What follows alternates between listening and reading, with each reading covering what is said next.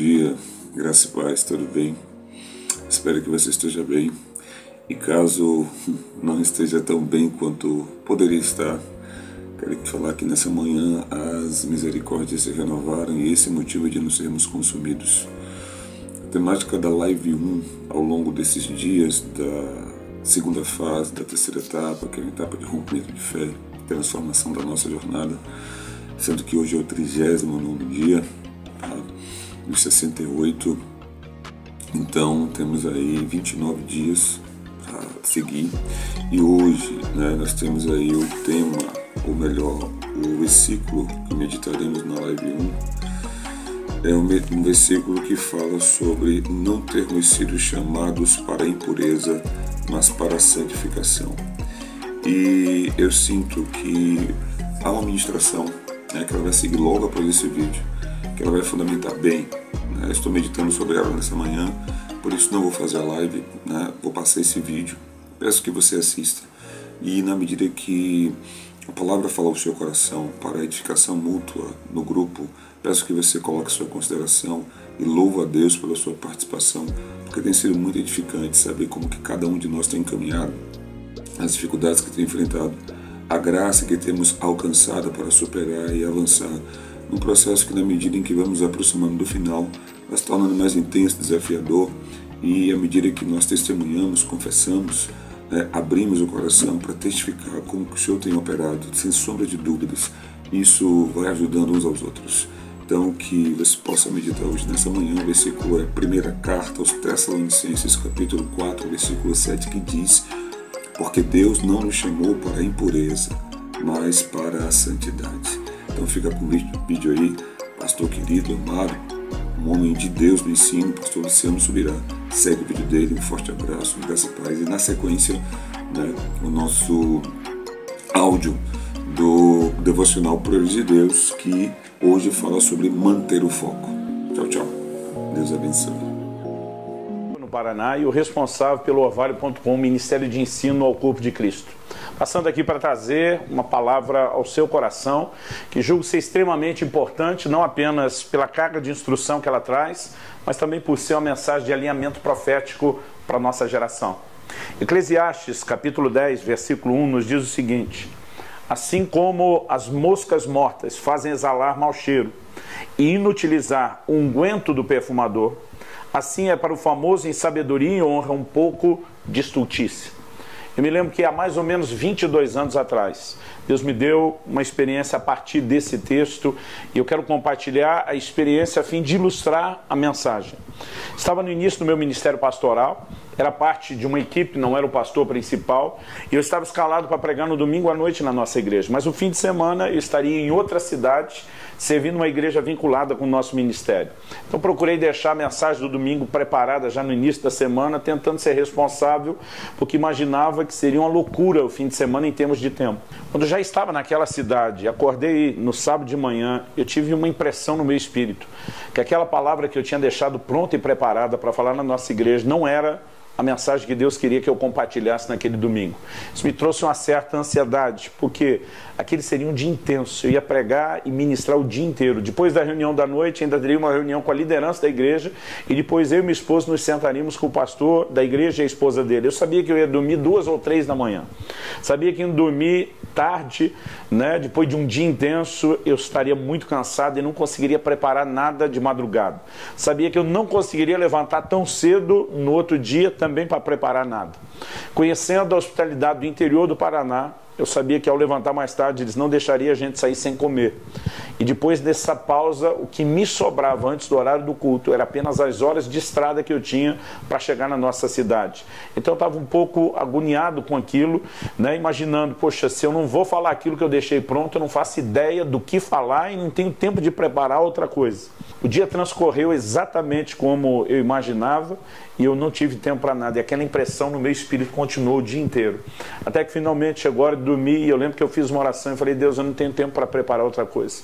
Se o que eu sinto no meu espírito é o testemunho do Espírito Santo, é a maneira do Senhor falar comigo, então eu preciso de socorro.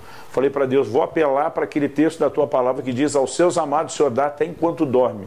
E pedi a Deus que falasse comigo durante a noite enquanto eu teria meu merecido descanso. E naquela noite eu tive um sonho. Acredito que eu não posso nem só chamar ou classificar de um sonho, né? Eu acho que isso na terminologia bíblica entra naquilo que a gente pode chamar de uma visão noturna. Eu acredito que eu posso me referir a essa experiência da forma como os profetas do Velho Testamento falavam: veio a mim a palavra do Senhor. Enquanto eu dormia, eu me vi em pé, no meio do nada. Todo dia alguém falou: defina nada. Eu falei: nada, não tinha coisa nenhuma, não tinha chão, nada. Eu percebo uma pessoa se aproximando atrás de mim pelo lado direito. E essa pessoa, à medida que está se aproximando, essa aproximação gera uma curiosidade. Eu quero virar, olhar para trás, ver quem é, mas eu sinto que eu não tenho permissão para encarar quem quer que fosse essa pessoa. Não sei, né, se era um anjo de Deus, se era uma pessoa virtual só do sonho, não vou tentar definir o que eu não sei. Mas essa pessoa que se aproxima, ela me diz: o que você sente no seu espírito é o testemunho do Espírito Santo, é uma mensagem de Deus, está correto. A mensagem que você deixou preparada, ela pode ser pregada em qualquer outro culto, mas para esse, Deus tem uma mensagem específica. Eu lembro de ter reagido mais ou menos como quem diz: já que você está aqui, poderia me dizer o que falar? Porque o que não falar eu meio que já sabia, queria uma confirmação, mas meio que já sabia. E nesse momento aparece esse texto de Eclesiastes 10:1 que eu li no início. Assim como a mosca morta faz o unguento do perfumador exalar mau cheiro, assim é para a sabedoria e a honra um pouco de estultice. Quando eu olhei para o texto, eu na verdade fiquei apavorado, e aqueles são pregadores entendem isso até melhor, porque eu me perguntava: o que é que vai sair desse texto? O que é que vai sair daí? Não é aquele tipo de texto que você deixa marcado, grifado, cheio de comentários. Eu na verdade não conseguia nem entender o que estava nele. E essa pessoa atrás de mim me socorrendo diz: há duas mensagens nesse texto. A primeira delas é a mensagem literal, explícita. E diz: a outra é a simbólica, espiritual, de cunho profético. E diz: a que Deus quer que você pregue é a segunda, a profética. Eu lembro de ter dito: eu não estou entendendo nem a primeira. E ele diz: eu vou explicar tanto uma como outra. E ele diz: a mensagem literal pode ser entendida a partir de um ditado popular que você conhece muito bem. E o ditado é mais ou menos assim: eu sei que de um lugar para o outro no Brasil muda a quantidade, mas a gente costuma dizer: fulano pode acertar 1000 vezes, mas se errar uma, e aí bota um 3 pontinhos reticência no final. Que é uma maneira de dizer o quê? Que um pouco de coisa ruim pesa mais do que muita coisa boa. O camarada tem uma vida inteira de honra, fala uma bobagem no final da vida, vai ser lembrado pelo quê? Pela bobagem que fez e não pelos anos de honra. É isso que o texto está dizendo, que um pouco de estultice, como diz uma outra versão, a NVI, pesa mais do que toda a sabedoria e a honra. Então, ele me diz: para que você entendesse a mensagem literal, estou te dando um exemplo dos seus dias. Para que eles, a quem foi escrito, entendesse, foi dado um exemplo dos dias deles. Ele diz: quando você pensa no perfume, você imagina logo a versão industrializada. Ele me disse: eles não tinham perfume dessa forma. Perfume era uma produção caseira, artesanal, se fazia em casa. Ele diz: e como se fazia? Ele diz: é aí que você vai entender o óleo do perfumista. O perfumista trabalhava basicamente com óleo, e o que se colocava dentro do óleo eram essências de plantas e de flores, porque o óleo tem o poder de puxar tanto o cheiro, o aroma, como o sabor. Tanto que até hoje na culinária a gente usa isso, né? A gente tempera o azeite, coloca ervas, alguns lugares alho, pimenta, porque ele tem a capacidade de puxar cheiro e sabor. Então era assim que se produzia perfumes. Não tinha nada industrializado, mas o perfume era um processo longo, porque ele precisava de tempo para sendo curtido, bem trabalhado, acertar a dosagem. Então o que acontece? Nesse processo de fabricação caseira, se um dia caísse uma mosca, algum tipo de inseto, né? Na região de me criei e cresci de Campinas, tem um inseto que a gente chama de Maria Fedida, né? Aquilo quando, dependendo do lugar do Brasil, isso muda, é perceveja, é fede, mas aquilo quando morre cheira mal. Essa pessoa no sonho diz: não pense apenas na mosca caseira que você está acostumado. Eu na hora mudei para pensar numa varejeira, e diz também: não, você não tem um equivalente que corresponda ao que está sendo dito. Ele diz: mas guardadas as devidas proporções do cheiro, para que você entenda, e ele mencionou para mim a Maria Fedida. Ele diz: um pouco de inseto que caísse nesse perfume tinha o poder de comprometer e estragar muito perfume. Então, para que eles entendessem que um pouco de estultícia compromete toda a sabedoria e a honra, foi dado esse exemplo. E diz: mas é o exemplo deles, e não o seu ditado popular, que determina a mensagem simbólica e profética. Ele diz: o óleo é uma figura da unção do Espírito Santo. O perfume fala do bom testemunho. Ele me cita 2 Coríntios capítulo 2, onde Paulo diz que Deus, por nosso intermédio, manifesta o bom perfume de Cristo. Mas ele diz: as moscas são uma figura de impureza. E diz, as moças estão associadas ao lixo, a corpos em decomposição, e elas são uma figura de impureza. E diz, a mensagem que Deus quer que você comunique à igreja é que um pouco de impureza compromete muita unção na vida de alguém. E diz, o que falta para a geração de vocês não é unção. O que falta para a unção de vocês é eficácia. Porque a unção vem sendo sabotada por contatos com pequenas impurezas. E é aqui que eu quero chamar a sua atenção. Não estou tentando apresentar a mensagem legalista, pesada e opressora de santidade, como foi feita no passado. Mas em nome de corrigir um erro do passado, em apresentar a mensagem de forma errada, nós não podemos ir para outra e suprimir santidade da Bíblia. Santidade é parte do propósito eterno de Deus. Efésios 1,4 diz que Deus nos escolheu nele antes da fundação do mundo para sermos santos e irrepreensíveis perante ele. Então não é um assunto periférico, secundário na Bíblia. É parte da espinha dorsal da revelação bíblica e do propósito de Deus. Então nós só precisamos entendê-lo e trabalhar na perspectiva correta, mas não abandoná-lo. Então o que me foi dito aquele dia é que nós precisamos entender o valor da santidade e o como a não compreensão disso vai nos roubar em relação ao plano e o propósito de Deus.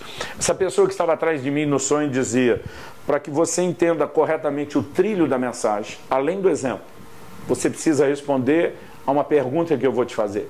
E a pergunta que ele me fez foi, por que as moscas caíram num guento? Eu, honesto, sinceramente, respondi para ele, eu sei lá, o texto só está dizendo que caíram, não diz como, porquê, quando ou de que maneira. Mas ele me responde, diz, é uma questão de lógica. E diz, as moscas só caíram no perfume, porque ele estava descoberto, desprotegido. Se tivesse tampado, coberto ou protegido, elas jamais teriam caído dentro. E a mensagem que ele diz que eu deveria apresentar à igreja da parte do Senhor era um chamado ao povo de Deus para proteger unção e santidade, para não expô-lo a pequenas impurezas. Então vamos tentar montar aqui a ideia. Em primeiro lugar, o que eu quero destacar é que um pouco de impureza ou um pouco de coisa ruim compromete muita coisa boa. Então um pouco de impureza compromete muita unção. Cantares 2,15 fala das raposinhas que destroem as vinhas. A palavra ali traduzida como raposinha é o filhote da raposa. Por isso que é apresentado no diminutivo, é uma raposa menor. Agora o que traz dano não é o tamanho da raposa, é a natureza dela. E nós precisamos entender que quando falamos de pecado e impureza é a mesma coisa. Não importa se é pecadinho ou pecadão, não é o tamanho, é a natureza daquilo que pode nos afetar na nossa relação com Deus. Eu li anos atrás, no livro do Sérgio Scataglini, um pregador argentino, a seguinte colocação. Você beberia uma água de uma garrafa de água mineral, onde no rótulo tivesse ali uma especificação 98% de água mineral pura e 2% de água de esgoto?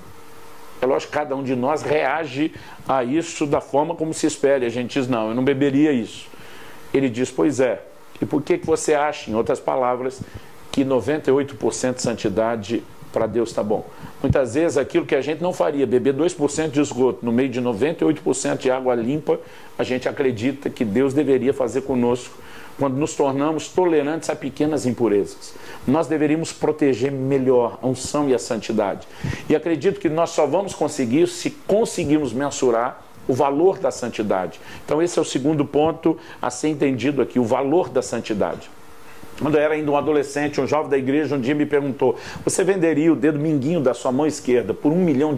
Na época, a inflação era tão alta aqui no Brasil, a gente mudava tanto a moeda, cruzeiro, cruzeiro novo, cruzado, cruzado novo, que chegou uma hora a gente já fazia o câmbio no dólar, para não ter que ficar corrigindo toda hora. Então, nessa época ele me pergunta, você venderia o dedo mindinho da sua mão esquerda por $1 milhão? Eu reagi e falei, de jeito nenhum. Ele falou, cara, é o dedo mindinho, é o que você menos usa. Da mão esquerda, você é destro. Eu falei, mas não venderia. Ele falou, por $10 milhões? Eu falei, também não. Ele olha para mim e falou, dedozinho caro esse, hein? Eu falei, mas para a proposta, antes que eu aceite. Né? Naquele momento, ele vira para mim e falou, e a mão inteira, quanto custa? Eu falei, cara, tá bizarra essa conversa sua. Estou entendendo o que você quer, não tem nada aqui à venda. Ele falou, e a mão direita, a que você mais usa? Você venderia por $100 milhões? Eu falei, de jeito nenhum. Ele falou, mãozinha cara essa, hein? Eu lembro que eu falei, cara, eu nem parei para pensar no valor dela até hoje, até você falar isso. Mas não estou entendendo essa conversa, é melhor a gente parar. Ele falou, não, eu quero te ajudar a mensurar o valor de uma outra coisa. Ele olha para mim e pergunta, quanto é que vale a santidade de Deus na sua vida? Eu falei, eu sei lá. Ele falou, pois é, Jesus disse, se essa mão de mais de $100 milhões te faz pecar, corta e lança fora, mas não peca. Sabe o que ele está dizendo? que se você não entender que santidade de Deus vale mais do que a sua mão de milhões de dólares na sua vida, você nunca vai zelar por ela, você nunca vai protegê-la. E aquilo foi um choque para mim. Eu comecei a mensurar o valor da santidade. A Bíblia diz: sem santificação ninguém verá o Senhor. Eu gosto de dizer que santidade é o maior patrimônio que nós temos, porque embora a gente possa se referir ao nosso maior valor como Deus, sem santidade nós comprometemos a relação com Ele. Quando você pensa nessa perspectiva, você precisa proteger santidade. Perfume era um item caro na Bíblia, valioso demais. O tempo todo a Bíblia fala do valor dos perfumes, porque o processo de produção era muito lento. Agora, quem tem um perfume caro desse em casa não poderia ter deixado estampado para as moscas comprometerem. Quando a gente mensura o valor do perfume, não dá para expô-lo dessa forma. E espiritualmente, o paralelo, quando a gente mensura o valor da santidade, a gente vai protegê-lo. O valor da santidade deveria ser visto na perspectiva correta. Santidade não é um fim em si mesmo. E a mensagem legalista do passado apresentava santidade como um alvo, um fim em si mesmo, mas isso não é verdade. Santidade é uma ponte para a intimidade com Deus. Isso vai nos ajudar a mensurar o valor da santidade. Quando eu olho para a palavra de Deus, eu percebo isso de uma maneira muito clara nas Escrituras. Jesus diz em João 14, 21, aquele que tem os meus mandamentos e os guarda, esse é o que me ama. Ele diz, eu também o amarei e me manifestarei. Outra versão diz, me revelarei a ele.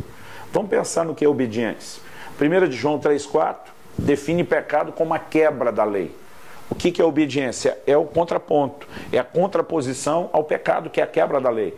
Então nós estamos falando de obediência que reflete o padrão de Deus de santidade. Jesus disse, se você obedece meus mandamentos, você está demonstrando amor. Eu também vou amar você e vou me manifestar a você. Ele está dizendo isso vai te levar a um lugar de intimidade comigo. E segundo aos Coríntios, no capítulo 6, a palavra de Deus nos apresenta uma outra mensagem importantíssima.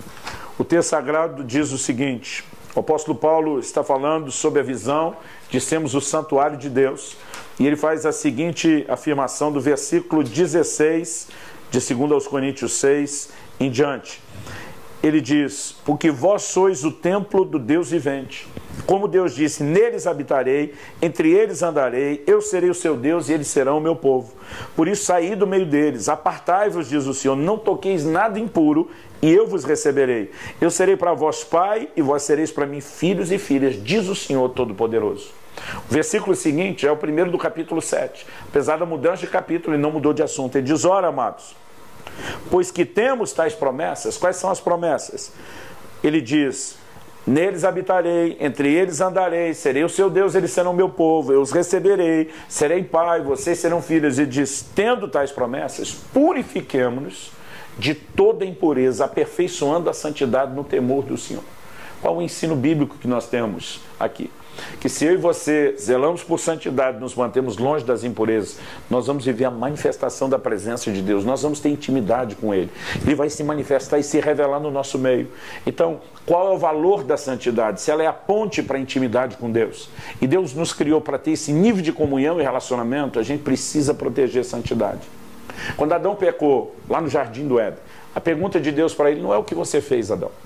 A pergunta de Deus para Adão é, aonde você está? Basicamente, o que Deus está dizendo era o seguinte, o problema não é o que você fez. O problema é para onde aquilo que você fez te levou, para longe de mim. E desde então, o plano da redenção não visa apenas livrar o homem da condenação eterna do pecado.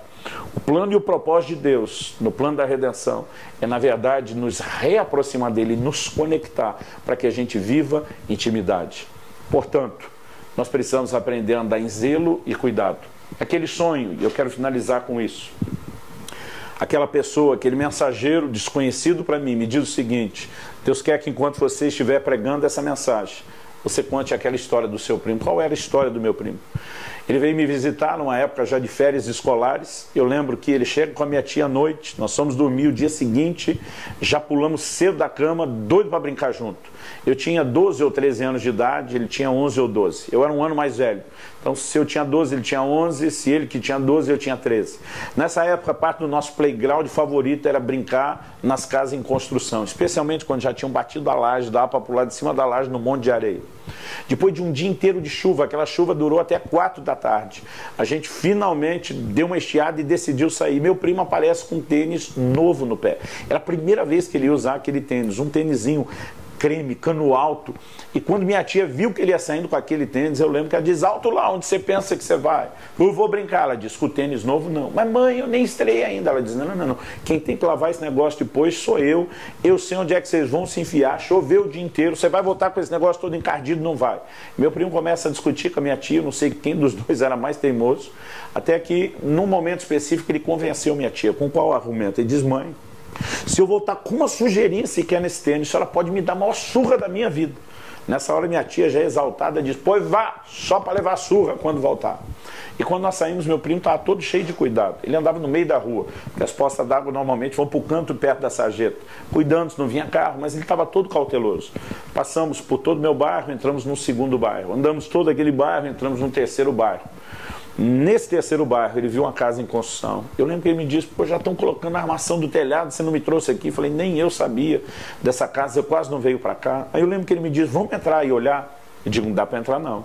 Como não? Eu falei, não, seu tênis. Sua mãe te esperando lá com a cinta na mão, não dá não. Não, eu vou dar um jeito. Eu falei, não tem por onde você entrar sem sujar esse tênis. Aquele terreno que devia ter uns 10 metros de largura, entre um muro e outro, porque a casa estava sendo construída no meio de duas, estava pronto, tinha de um lado uma pilha de tijolo, daqueles maciços que depois de um dia inteiro chovendo, corria água vermelha, tinha um monte de areia encostado na pilha de tijolo. Do outro lado, tinha um monte de brita, aquelas pedras moídas de construção, e do lado das pedras, um monte de terra. Entre esses dois montes de cada lado, o que sobrou no meio era uma poça d'água oval gigante, aquela água vermelha, suja. E eu lembro que eu falei para ele, se você for pelo tijolo suja, pela areia suja, pela água suja, pela terra suja, pela brita suja, não tem como você entrar sem sujar. Meu primo olhou e falou, tem uma pontezinha ali no meio da água. Essa pontezinha, né, ou a pontinha, como ele chamou, era uma tábua de construção de fora a fora, por cima daquela poça d'água. Eu falei para ele, criatura, quando você estiver lá no meio da pontinha, ela vai ceder com o seu peso, você vai sujar o... Não vou, já calculei. E meu primo teimoso dizia, vamos embora, amanhã você volta com outro tênis, não dá esse mole. Não tem perigo, né? Eu vou entrar ali sem me sujar. Meu primo foi andando por aquela tábua, todo cauteloso, devagar, ela começa a ranger, a baixar com o peso dele. Ela ficou talvez 2 centímetros ou mais, nem encostou na água. Ele com aquela cautela, passa por lá de lá, chega, mostra o tênis para mim e fala, ó, tá vendo? Não tem sujeira. Eu falei, parabéns, vê o que você tem que ver, vamos embora. Aí ele falou assim, você não vai entrar? Eu falei, não. Ele falou, mas você pode sujar o tênis. Eu lembro que eu falei para ele, mas eu não vou ser cúmplice da sua burrice. Ele falou, não, é que você não entendeu que eu sou invencível. E aí que a história começa a mudar de rumo. Ele falou, pois agora eu vou passar andando normal, sem muito cuidado. Eu falei, não precisa provar nada. Não, eu vou. Você tem que saber que eu sou invencível. E ele entra naquela tábua, ele vem andando até mais rápido que o normal. A tábua balança, mexe, encosta o fundo da água, mas não sumiu para dentro da água a ponto de comprometê-lo. E ele sai com o tênis limpo. Tá vendo? Não tem sujeira. Eu falei, parabéns, vamos embora. Ele falou, não, agora eu vou passar correndo. Eu falei, meu amigo, tudo tem um limite, tem um fim. Não, eu sou invencível. Ele ainda pegou distância, correu, ele passou correndo naquela tábua, ele batia o pé na tábua, a tábua batia na água, aquilo espirrava água suja para todo lado. Não me pergunte como. Ele chega do outro lado sem um pingo de sujeira no tênis. Eu estou olhando aquilo quase sem acreditar, pensando, ele deve ser invencível mesmo. E aí eu digo para ele, faz o que tem que fazer e vai embora. Ele falou, não, agora eu vou passar pulando. Eu falei, não, tudo tem um limite. Não, eu sou invencível, eu vou provar. E ele vem e pula, ele dá o primeiro pulo, o segundo pulo, no terceiro, que ele cai bem no meio da tábua. A tábua afunda com o peso dele, mas sumiu os 2 tênis para dentro d'água. Quando a tábua desentorta e volta do movimento, aqueles tênis saem, né, todo sujo. Eu lembro que pelo respiro, 2 buraquinhos que tinha do lado, jorrava aqueles esguichos de água suja. E meu primo, assim, numa atitude quase como quem diz, meu Deus, não sei como isso aconteceu, e diz, sujou. Aí ele decide pular na poça d'água. Não sei se ele diz, já sujou mesmo, vamos sujar tudo, se ele queria espirrar água em mim. Mas quando ele pula dentro d'água, eu levei um dos maiores sustos da minha vida. Meu primo desapareceu, sumiu. Eu fiquei em choque, não tinha reação, não me mexia. A sensação emocional que eu tenho é que aquilo durou muito tempo. Mas para tentar ser lógico, de todos os primos, o meu primo era o que, né, era o campeão de apneia, de prender a respiração debaixo d'água. Ele ficava mais ou menos 2 minutos. Às vezes quase 2, não chegava a 2.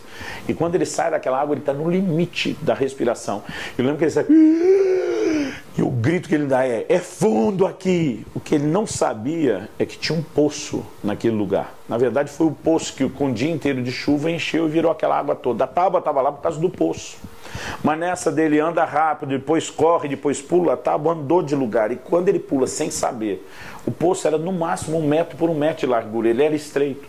Mas meu primo, naquela água escura, sem enxergar, ele acertou exatamente o fosso, do jeito que ele pulou e desceu. O que ele não sabia é que lá dentro do poço estava cheio de entulho, galho de árvore, arame, e ele se enroscou e ele não conseguia voltar. Ele não tinha espaço para se desenroscar ali dentro. Ele abriu o olho para tentar ver o que estava acontecendo, não enxergava nada porque a água estava escura, e ele levou aqueles quase 2 minutos para conseguir desvencilhar e sair. Por muito pouco, ele não morreu aquele dia.